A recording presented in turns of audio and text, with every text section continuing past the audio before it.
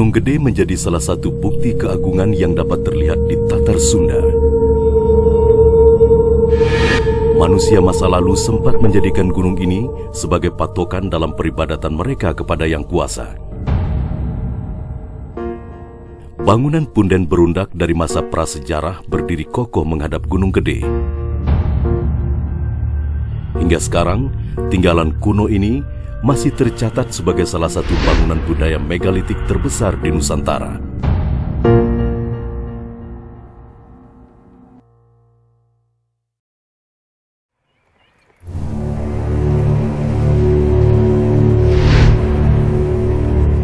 Situs Gunung Padang terletak di bukit yang curam dan sulit dijangkau.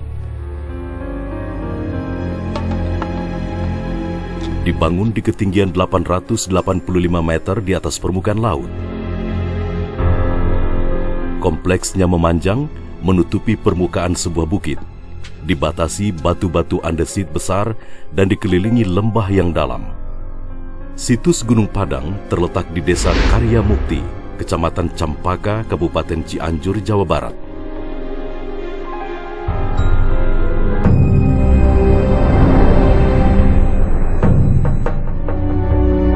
Situs Gunung Padang adalah suatu punden berundak yang terdiri atas 5 teras. Teras pertama adalah teras terbawah sekaligus yang terluas di antara kelima teras lainnya. Susunan balok batu teras 1 membentuk pola berdiri tegak dan membujur.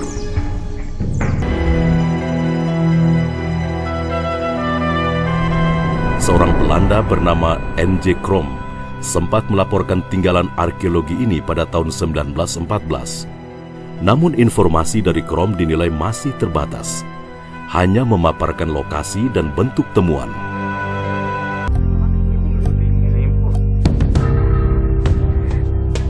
Semakin ke atas, luas teras semakin menyempit.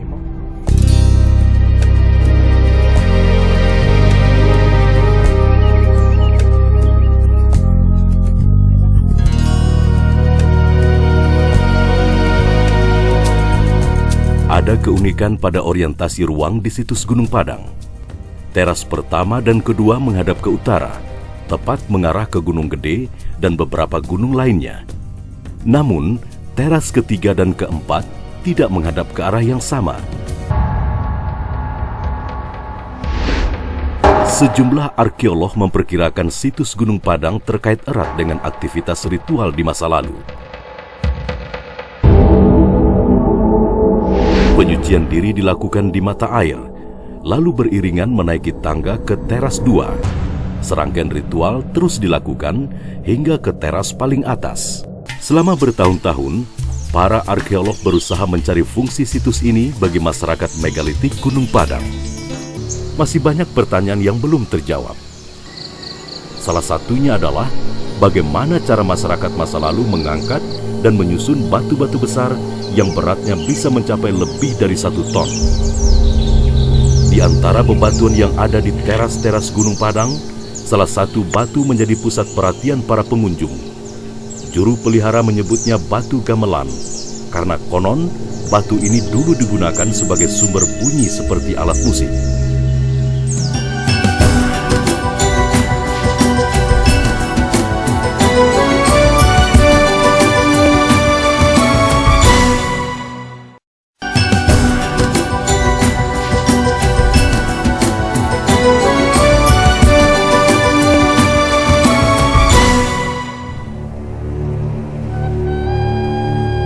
Cerita rakyat menyebut adanya bunyi-bunyian yang datang dari puncak Gunung Padang. Sebagian warga bahkan mengaku sempat mendengar alunan musik di waktu-waktu tertentu. Lepas dari benar tidaknya cerita tersebut, batu andesit Gunung Padang memang bisa mengeluarkan suara unik. Sekelompok peneliti dari Bandung V Institute tertarik meneliti fenomena ini. Nah, ini yang dibilang batu musik gamelan zaman purba ini. Oh, ini Pak ya? Ya. Oke, coba kita tes Pak ini. Boleh. Iya, suaranya sangat tinggi. Tahun 2008 saya dan Banu Institute bersama-sama melakukan penelitian terkait dengan bunyi-bunyian yang ada di situs Gunung Padang ini, di lokasi ini. Dari sisi bahan batu-batuan yang ada di sini yang diduga sumber bunyi, alat musik dan segala macam ini memang batunya terbuat dari bahan andesit yang mengandung banyak logam. Itu mungkin yang menyebabkan ada suara-suara yang berfrekuensi tinggi terkait dengan bunyi-bunyian, dan sangat mungkin memang itu digunakan sebagai sumber bunyi atau bahkan mungkin alat musik oleh penduduk yang dulu menggunakan situs ini. Mungkin kita coba bayangin Pak ya. Letak teras pun ternyata diduga diatur sedemikian rupa, hingga berpengaruh besar jika dulu memang ada aktivitas musik di tempat ini.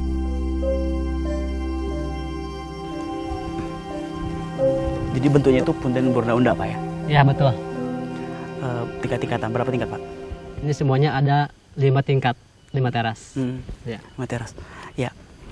Terkait dengan bentuknya yang punten berunda-unda dan penuh dengan tingkatan-tingkatan, kita juga punya dugaan tentunya bahwa ya ada hubungan antara bunyi-bunyian dengan entah musik atau apa dengan bentuk teras-teras yang dibangun di situs arkeologi Gunung Padang ini gitu. Secara fisika akustik sederhana kita tahu bahwa pada malam hari suara itu cenderung turun ke bawah gitu, dan ya sebaliknya kalau siang hari dia naik ke atas. Itu sesuai dengan hukum-hukum fisika yang sederhana sebenarnya. Mungkin Pak sebentar.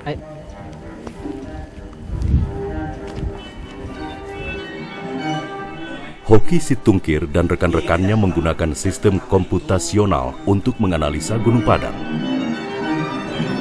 Pendekatan mereka terbilang unik, jarang diterapkan untuk mengkaji situs-situs di Nusantara.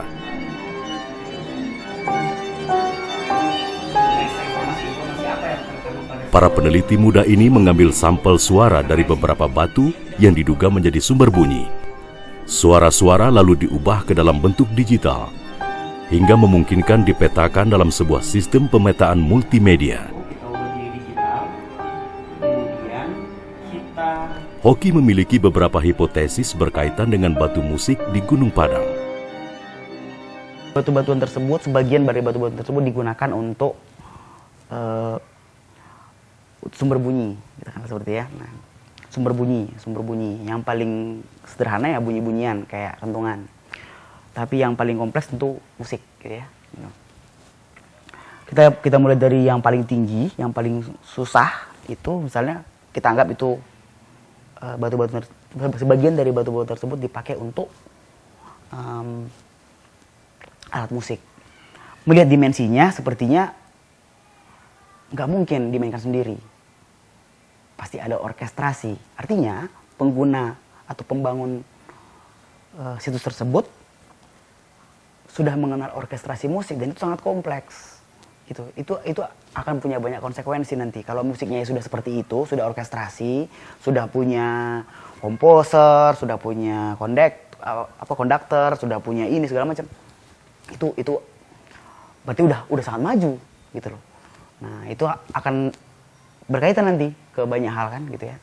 Jadinya seperti ini. Jadi kalau kita petakan itu ke tangan nada barat, tangan nada yang biasa kita gunakan dari kira-kira mungkin Batu tertentu terbukti memiliki frekuensi relatif tinggi. Hoki dan rekan-rekannya melakukan analisis spektrum untuk melihat frekuensi yang paling dominan dari rekaman suara batu andesit situs Gunung Padang. Ada keteraturan dari sekian banyak yang kita lihat, ada seolah-olah gitu ya, seolah-olah ini hipotesisnya dia itu nada-nada batu-batu itu kayak berkerumun. Jadi ada nada yang kayaknya ini termasuk nada ini deh. Ini juga ini juga ini. Nah, itu ada berapa? Ada sekitar 4 nada yang kira-kira kita hipotesiskan lah. Kayaknya ini nih kalau itu alat musik ya. Kemudian itu Nada F, G, D, dan A diperoleh dari bunyi-bunyi batu yang mereka rekam. Keempat nada ini muncul setelah dipetakan berdasarkan interpretasi nada modern. Yang pertama, ada kedua G, kemudian A. Hasil penelitian Hoki tentu belum sempurna. belum cukup kuat untuk membuktikan hipotesis batu-batu Gunung Padang difungsikan sebagai alat musik. Keteraturan ya kita temukan ada, tapi itu seperti saya bilang tadi, itu sangat hard, hipotesis sangat keras karena perlu lebih banyak pengujian. Jadi kita kurang-kurangnya sedikit juga. Kita udah bergerak nih sekarang dari sekedar kebetulan menjadi sekedar sumber bunyi, nanti dari sekedar sumber bunyi ke musik mungkin gitu. Tapi kita nggak bisa langsung gitu. Para peneliti Bandung V Institute telah beberapa kali mendatangi situs Gunung Padang. Berbeda dengan arkeolog, penelitian hoki tak banyak dilakukan di lapangan. Survei dilakukan tidak terlalu sering, hanya mengumpulkan data-data penting sebagai bahan untuk merancang model. Yang terkait di tumpukan batu-batu yang ada di kawasan di lantai hunian pertama ini.